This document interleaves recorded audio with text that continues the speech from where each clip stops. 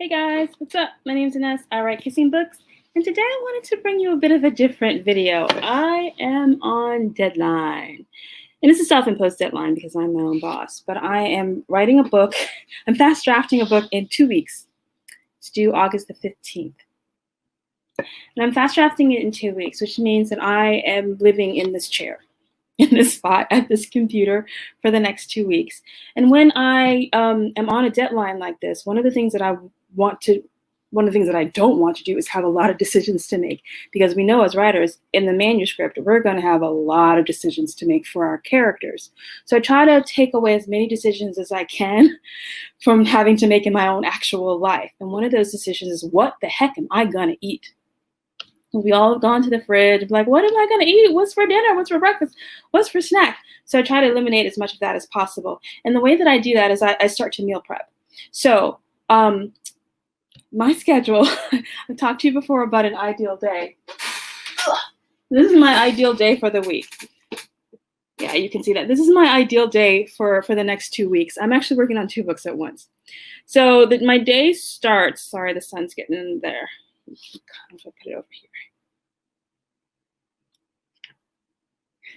So my ideal day for the next couple of weeks is I start with my revision, because that's the hard writing, and whatever is the hardest or whatever I'm not extremely excited about, I try to do first so that it gets done.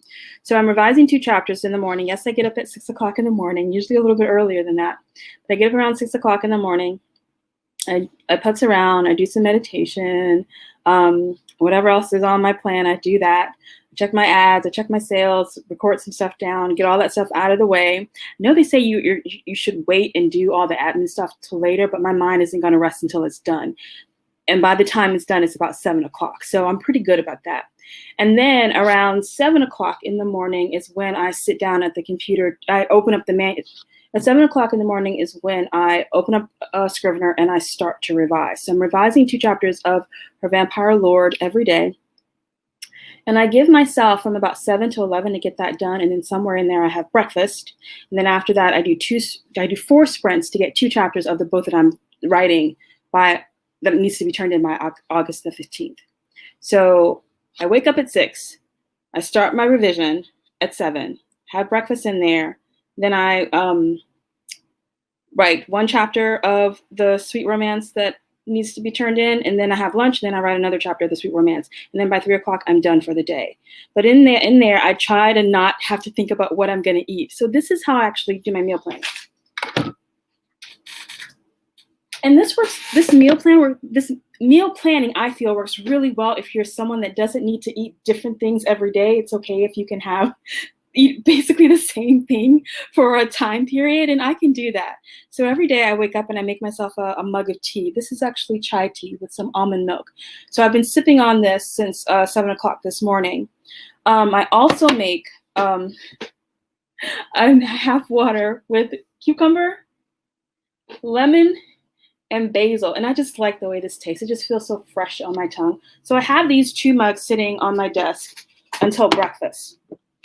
And then at breakfast, I make a green smoothie, which I've already started on, and I make a bowl of oatmeal, which I will insert here. So, and I batch cook my oatmeal. So my oatmeal, I make a whole bunch of it, and I like the steel cut oats. I make a whole batch of it, enough for the week, and I put it in a container. And then every morning I just get up and I go to the microwave, I section off a portion, and I sit down and I eat that. And then I drink my green smoothie. And in this smoothie, it's spinach, bananas, and whatever frozen fruit I have on hand. I have mangoes and blueberries this week, so I put a little bit of that in here. And that's a full breakfast for me. I'm full. I'm not even finished yet.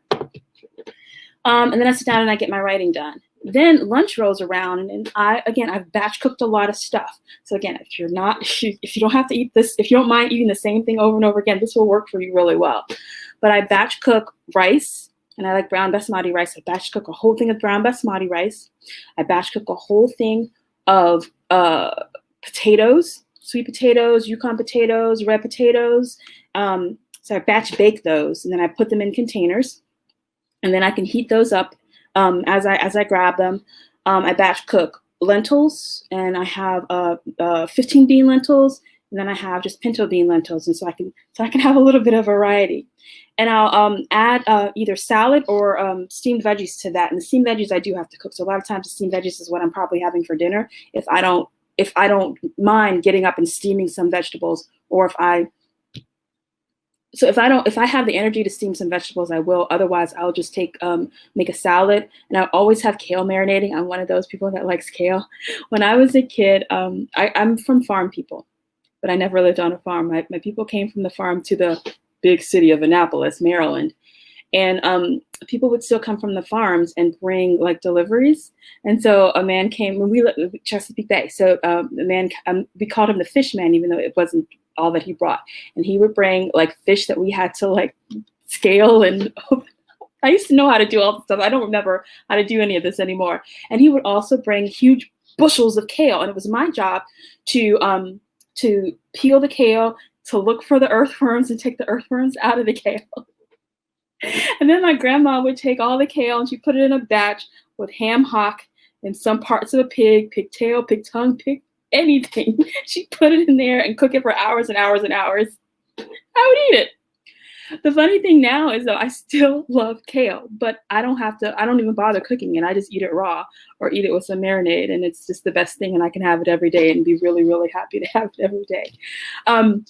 But the reason that I do this is that all these decisions are taken away from me while I am writing. So I just need to go grab something, put it down and eat it. Go grab something, put it down and eat it. I even have snacks that I go grab, put it down, and I'm eating it. And all of my decisions are left to make in the manuscript. And this really works for me. So I encourage you, if you are going to be on a writing deadline, or if you're trying to build a writing habit, then try to move as much of these decisions away from you as possible. You might even see I'm constantly wearing a lot of the same shirts. I have like 5 shirts from Gold's Gym that I just kind of rotate through because it's another decision that I don't have to make. Just toss the shirt on, toss on a pair of yoga pants, and I'm ready to go for the day because it's not like I'm going outside during a pandemic. So I just put that stuff on, sit down, and I type, and I get my work done. So I hope that was helpful. And I will see you guys in my next video. Bye.